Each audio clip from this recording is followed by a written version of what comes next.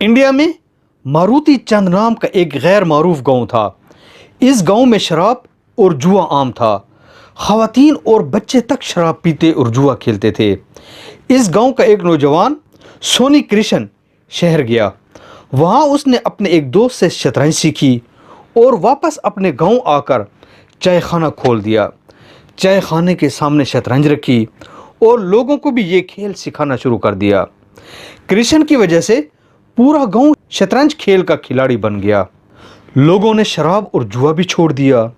ये दुनिया का वाहिद गांव है जिसका हर शख्स शतरंज का खिलाड़ी है और माहिर है। ये लोग सारा सारा दिन शतरंज खेलते हैं। दुनिया भर से लोग इन्हें देखने भी आते हैं।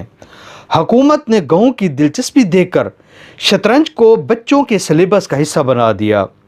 बच्चों को अब स्कूलों में शतरंज पढ़ाई और सिखाई भी जाती है। ये सिर्फ एक शख्स और एक खेल ने पूरे गांव के लोगों का मुकद्दर बदल दिया। लोगों ने जुआ और शराब भी छोड़ दी और ये अब पूरी दुनिया में भी मशहूर हो गए और अब ये एक खुद कफील गांव है और दुनिया में मशहूर भी हो गए हैं।